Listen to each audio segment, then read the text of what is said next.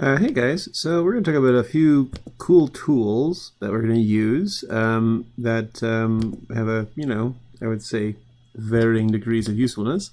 The first one is the Quick Select tool. The Quick Select tool is a basic selection tool that allows you to select contiguous colors and homogeneous backgrounds and stuff like that. So it's a good useful tool just to kind of like rough out a background selection. And I think a lot of us tend to get really granular with our selections, and that's good.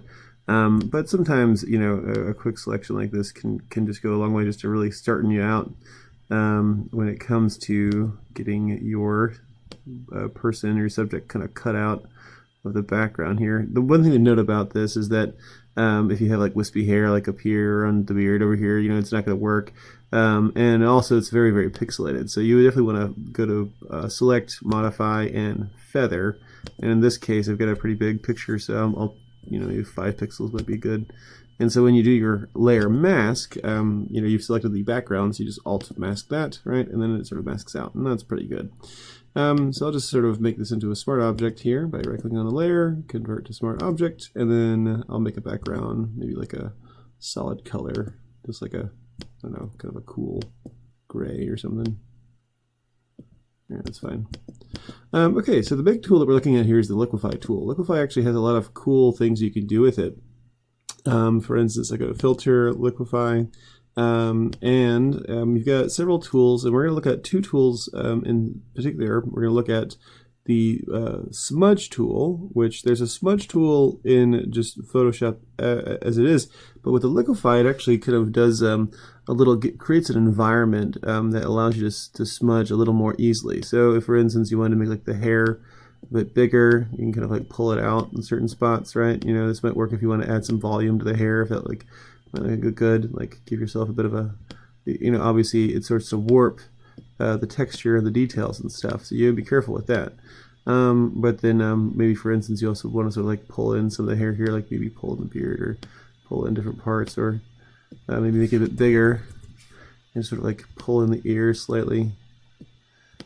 If the person that you're working with is conscious about the size of their ears, not necessarily me, but it's anyone in particular, or thin up the neck or something like that. This is a along the lines of almost false advertising when it comes to using Photoshop and stuff. But you can kind of like adjust your brush size here and just sort of like do some experiments when it comes to how you're going to do that.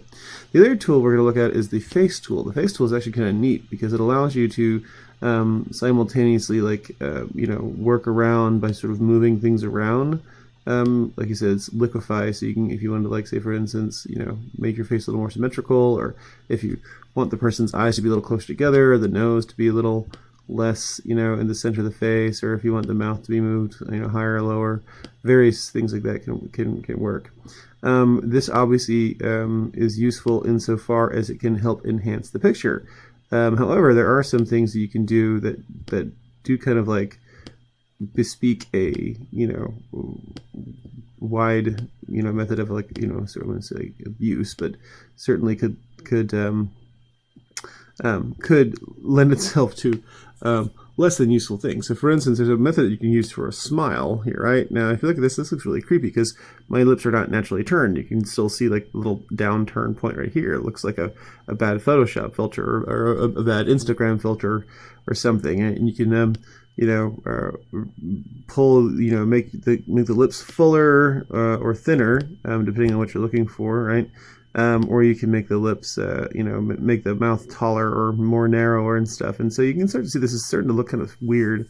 And so why don't we just run with that? So I'm going to just see if I can't go up here, and I'm going to lock these layers together just so they're all sort of the same. I'm just going to make everything just a good deal bigger.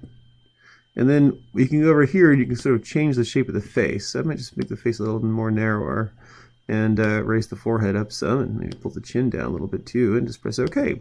Now hopefully you still have this action, but if you don't have this action, essentially what we did before was we recorded ourselves rasterizing with the text and then converting it to a smart object. So if you don't have that, just go ahead and make a new action. Recall the way you make a new action is by hitting the little new button here, calling it, rasterize and convert to smart object. I'll put a little 2 there just so I can record that. And once again, we just right click on the layer, rasterize the layer, and then right click on again and convert it to a smart object. And so now we have that sort of automated. We can do that very quickly. And we're just going to do the same thing we did before. Go up to filter, go to our Liquify, and we'll just do what we did before. We'll see if we can't have that load up. We'll see if we can't sort of make this eye a bit wider, maybe this eye a bit taller. Perhaps crank the smile up a little bit more, make the nose a bit taller, a bit wider.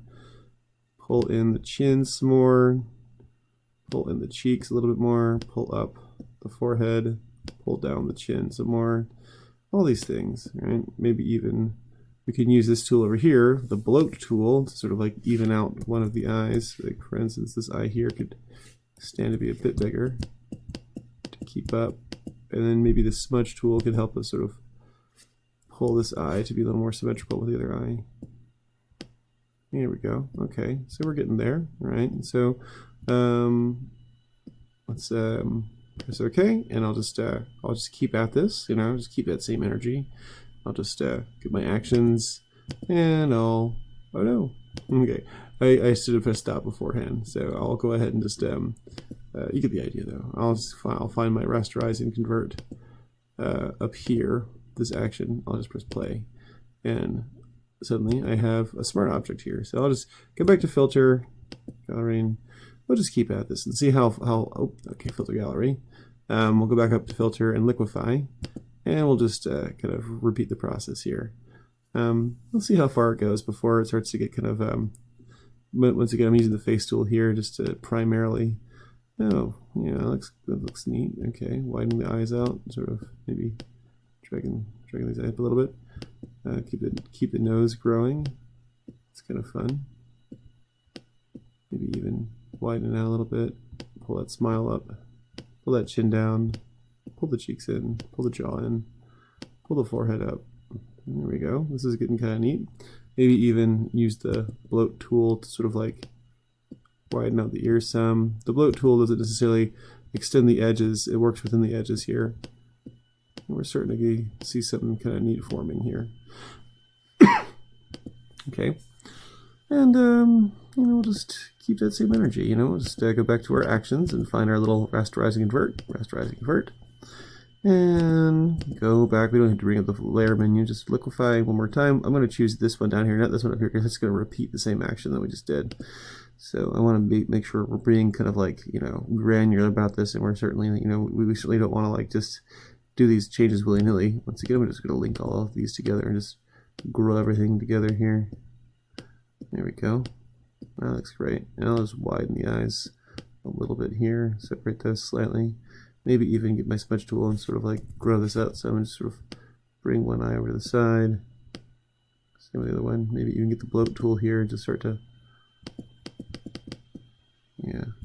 Okay, here we go. I'm enjoying the way this looks. And once again, make sure that smile is good. Make sure the mouth width is keeping up, and definitely make sure the nose is getting bigger. I might even use the bloat tool in the nose. Not a lot though, just a little bit. And make sure we're even with it, kind of going to all different sides. All that stuff, yeah, here we go. Yeah, and I'll just bloat out the ear too, might as well.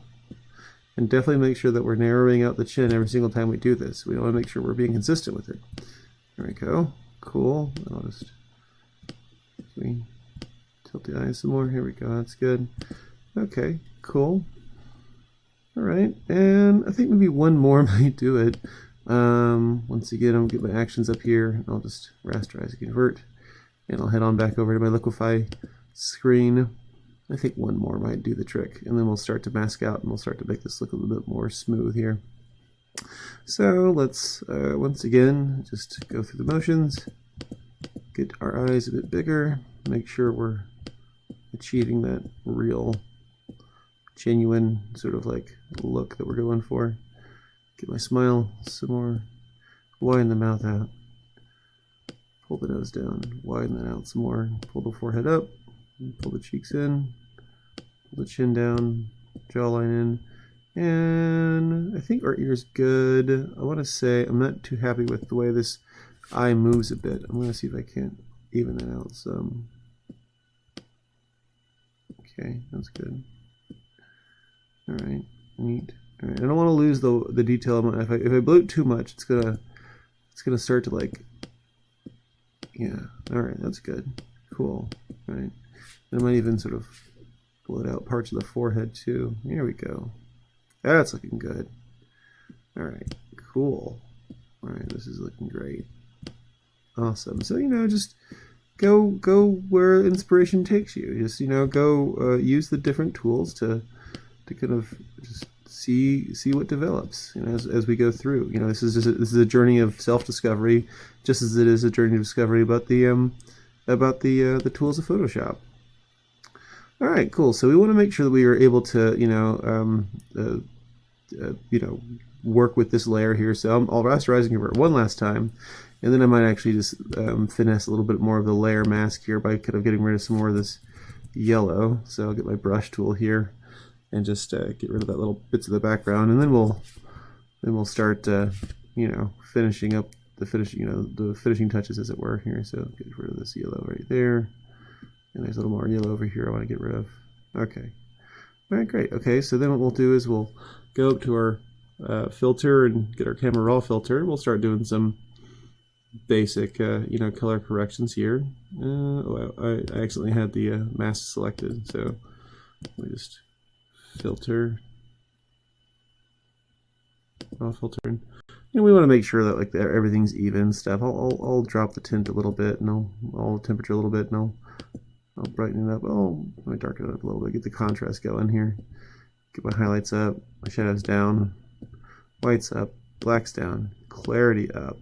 There we go, that's good. Dehaze way up. Well, let's actually dehaze it way up here. And then bring the vibrance up a little bit, and maybe even bring the saturation down some. Press OK. I like it. Yeah, I like that a lot. Let's take a look at before, after. That looks a lot better. Yeah, I like the way the colors look there. And then lastly, I think maybe we can just like put a gradient map on top, just tie everything together. Here we go. We'll just grab a, dark blue, or rather a light blue here on the left, and a dark blue on the right. Where's the opposite? Let's see what it looks like when we, oops, run these the opposite sides here. That looks good. Okay, cool. And then we'll just pull the fill down a good deal just to make sure it looks just more like a cool, gradient there. All right, cool. All right, well, so very, very nice. I like the way this went down. I might actually add some noise to the background. Go to filter, noise, and then it's going to ask us to convert to a smart object here. So I'll add a little more noise than normal. Cool. All right, great. And then maybe one last thing. Let's actually just make a new layer here at the top. Then Control Alt Shift E, and then it'll give us a new copy of everything. Merge everything together. And let's go back to our filter, camera raw filter, and let's just add a vignette here. So let's find our vignette, which is over here on the FX, and we'll drag it down towards the black here, and just maybe round out the roundness of the feather some. A little more. That's good. Okay, cool. All right, nice. Very nice. Okay, so this is a JPEG, and yeah, like I said, you definitely want to explore the various tools, as well as various forms of self-expression. All right, can't wait to see you guys produce. See you in class.